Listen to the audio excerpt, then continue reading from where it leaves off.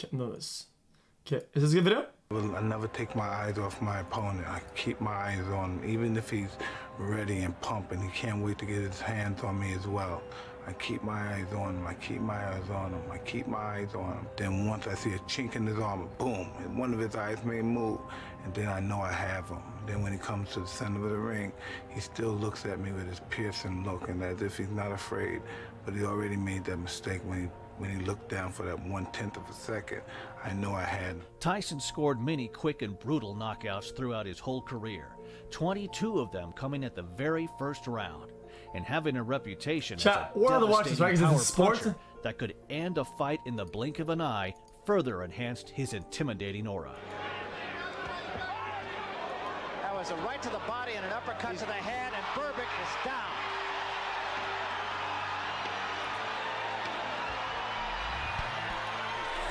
It's over. That's all, and we have a new era in boxing. The best example of Tyson's intimidation affecting an opponent before a fight I like this video came already. on June 27th, 1988, when he faced Michael Spinks in a huge unification fight. Wait, is this where he does the thing? For all 4 heavyweight championship belts. Now we'll see who's the champion and who's the chump. Both men were undefeated. Tyson held the WBC, WBA, and IBF belts, while Spinks was the lineal champion. On the night of the fight, just minutes before Spinks was due to ring walk, there was chaos around Tyson's dressing room area after Butch Lewis, Spinks' manager, complained about a bump in Tyson's left glove and demanded that it be rewrapped. Moments ago, in the dressing rooms, a major controversy erupted. You're looking at a tape shot of Butch Lewis, the manager of Michael Spinks, who went wild after he discovered that Mike Tyson had had his hands taped and apparently had the gloves put on without a representative of Spinks' camp being in Tyson's dressing room.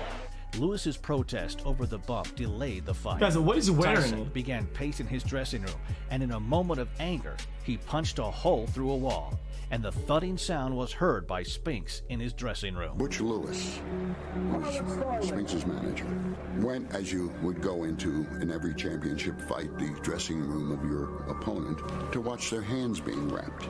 I had just finished taping his hands, and so Butch Lewis tried to make a thing about it. Which so aggravated Mike, who was already on edge, that he threw his hand out through a wall. Spinks had heard that, and that it was the sound of Mike punching the hole through the wall which had prompted Michael to be reticent about coming into the ring.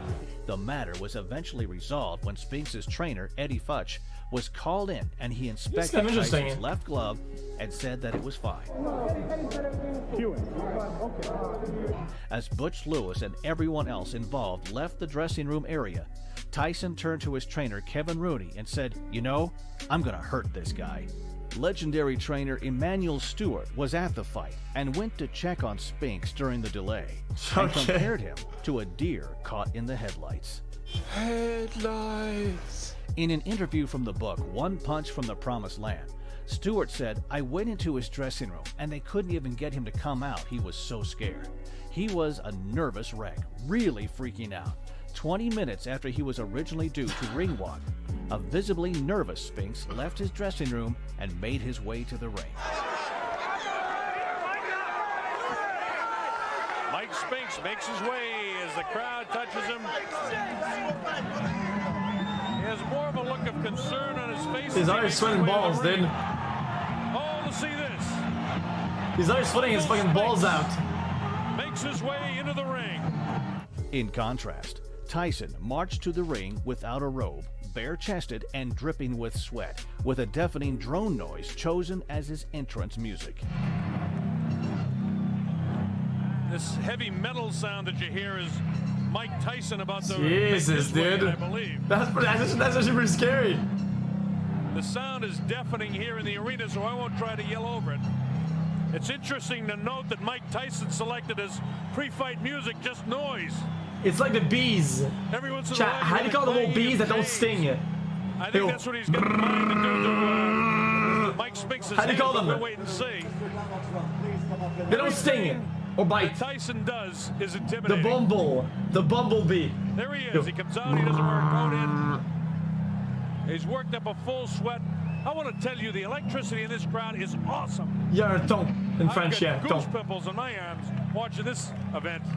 And a lot of people in here do. You know all the history. You've been reading about it for the past several weeks. Is he going to clap his ass or what? The world comes into the ring. This is why we're here. Spinks continued to look nervous during the introductions, while Tyson bounced around and paced up and down the ring. And when called into the center of the ring for the referee's final instructions, there was no eye contact between the pair. All right, both of you touch gloves. Good luck to both of you.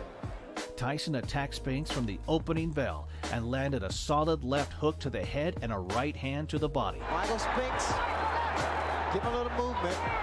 Keep those hands high. After being constantly pushed back, Spinks tried to slow Tyson down by clinching him a couple of times. Tyson not afraid, as we expected, and Spinks ready to mix it up with him. A minute into the contest, Tyson attacked Spinks along the ropes, and a left uppercut followed by a right hand to the body forced Spinks to take a knee.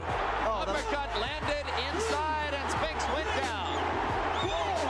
It was the left uppercut. I was surprised there was a body shot that put him to the canvas. After Spinks took a counter. He was about to fucking murder him, dude. After Spinks went down. It was the left uppercut. I was surprised there was a body shot that put him to the canvas. Damn, dude. He fucking cranked it. Both men moved towards each other. Tyson rolled with a right hand from Spinks and responded with a left-right combination that landed flush on the jaw and put Spinks down again. A right hand right on the chin. 6, 7, 8. Dude. Spinks was unable to beat the count, and the fight was over after only 91 seconds. He's not going to make it. It's all over.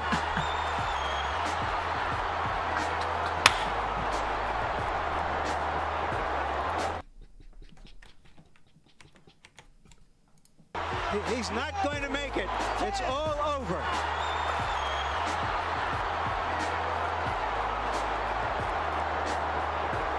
All right, what happened? What was all the delay about before? Do you think Michael just didn't want this to get here this quick? Well, I think he was trying to scrutinize with my brain and make me wait it out. But, you know, I was getting upset. I wanted to go. I'm the kind of guy who want to fight. Let's get in there and fight. I'm in the dressing room with Tyson, and I'm looking to rattle this guy.